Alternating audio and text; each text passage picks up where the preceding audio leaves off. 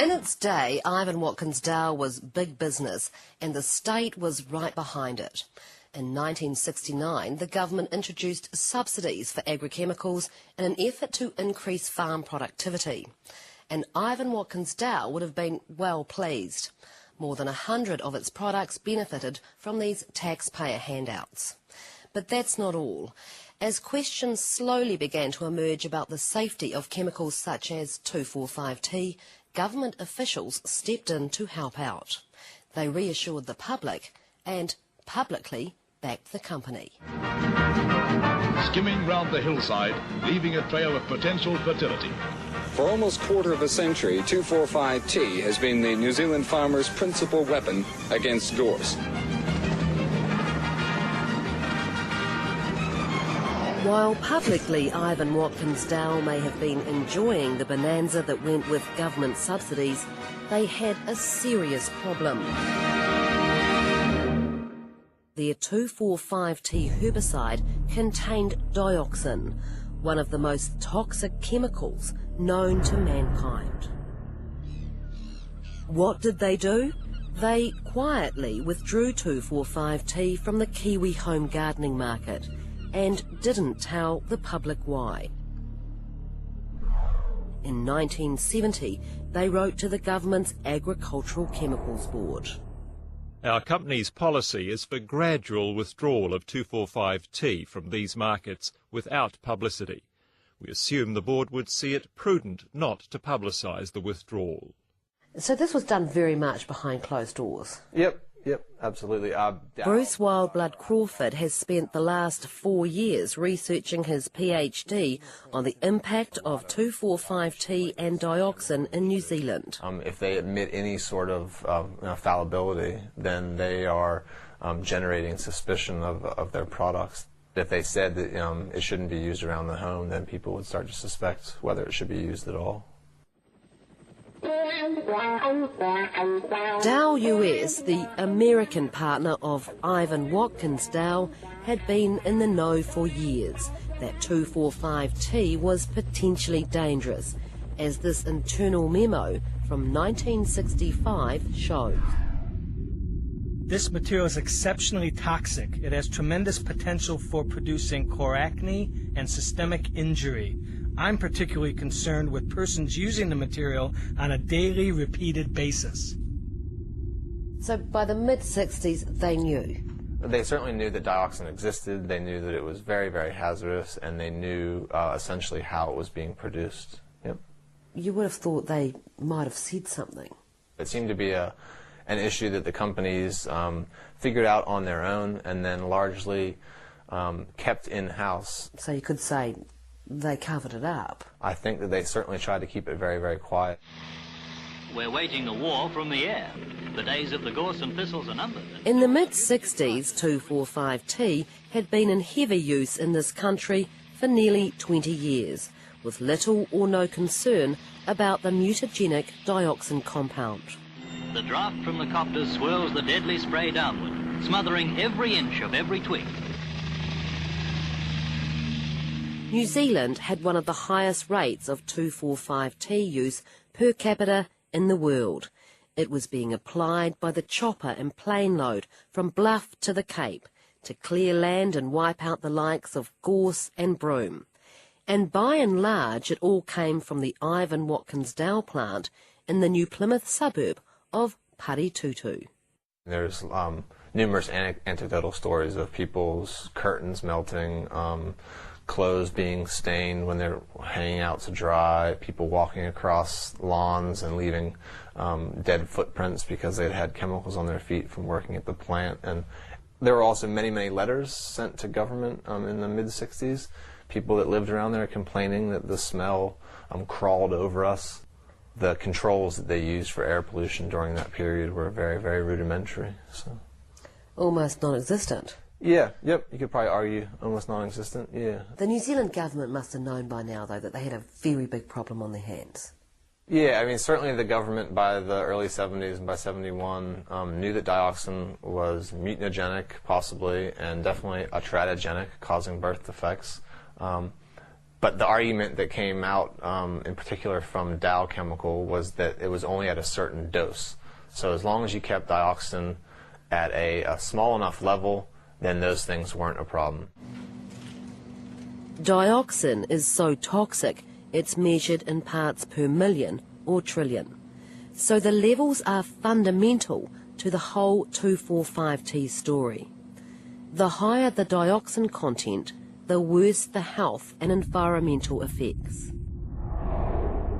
Our levels prior to 1973, according to Ivan Watkins Dow and New Zealand authorities, were 1 part per million, incredibly high by today's standards, but that 1 part per million claim is far from reliable. Firstly, in the early days, rabbits' ears were used to measure levels of dioxin. Hardly an accurate recording device. They would just swab it onto their ear and then look for certain reactions. See if they blistered. Yeah, blistered and, yeah. Not exactly CSI. Secondly, internal memos from Dow US we've obtained show they were buying a German formula to get the dioxin levels down to under 10 parts per million in the mid-60s. What's more, this letter from long-time Ivan Watkins Dow chief chemist Arnold Ratislav says at that time the mix was contaminated between 2 and up to over 20 parts per million.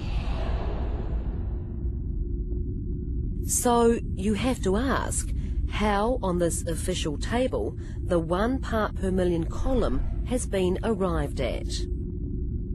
The idea that it was just 1 part per million is a bit of a relic. So it's a falsehood that still, unfortunately, is still widely used in a lot of government reports. The government still cites 1 part per million as the standard dioxin content of 2,4,5-T going back into the 40s, and that's just utterly not true.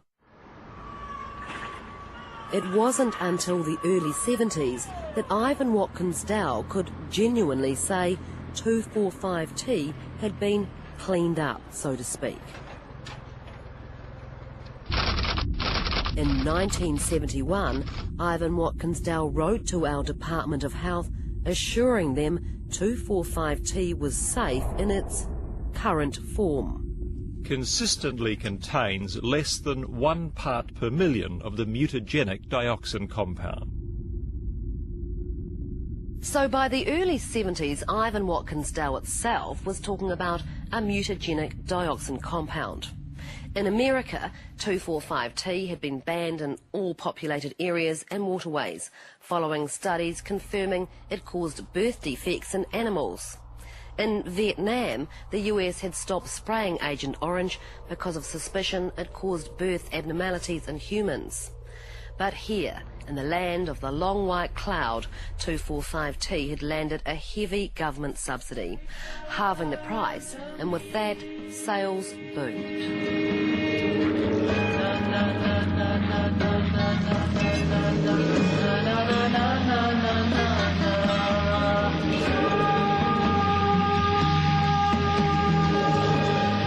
At the same time, parents suspecting links to 2,4,5-T and their babies' birth defects were writing to the health department from districts all over New Zealand. 18 cases of babies with deformities, plus 6 cases in animals, would be investigated throughout 1972 by an inquiry team convened not by the Department of Health, but by the Agricultural Chemicals Board. The board has felt that with the reduction... They concluded there was no link between 2,4,5-T and birth defects. One of the really telling things was that they defined exposure in a very, very narrow way. Unless it was tasted in the water or the mother had been directly, around spraying, they discounted exposure. So if she lived in an area where aerial spraying had occurred, that wasn't considered good enough exposure. If her husband came home from work with his clothes soaked in 2,4,5-T, that wasn't considered good enough exposure. So they basically discounted a lot of potential birth defects on that basis. The inquiry team would eventually regulate a 10-fold drop in the permissible level of dioxin in 2,4,5-T, from 1 part per million to the then safe level of 0.1 part per million. But the cases kept coming. In the small Taranaki town of Opanaki, 4 anencephalic fetuses were reported, babies born without a brain. What made it remarkable is that 3 came from the same street. The medical officer of health was called in to investigate. So, what conclusion did you reach? It's just an act of God. Then, over in the Waikato, between December 1975 and January 76, 8 cases of neural tube defects, spina bifida or anencephaly, in just 1 month. That's 8 times the expected national average. And in Northland, 8 more cases of birth defects, babies born with neural tube defects. Why is it that evidence of small-scale epidemics of this and other related deformities is not the subject of prompt and positive investigation by New Zealand authorities? A 1977 TV program turned the issue into a major public debate. Big business has pushed this product onto the market, and there has never been a case proved against it. Who is an expert in weighing up human cripplings against so much gorse killed? In response to the program, an investigating committee was promised.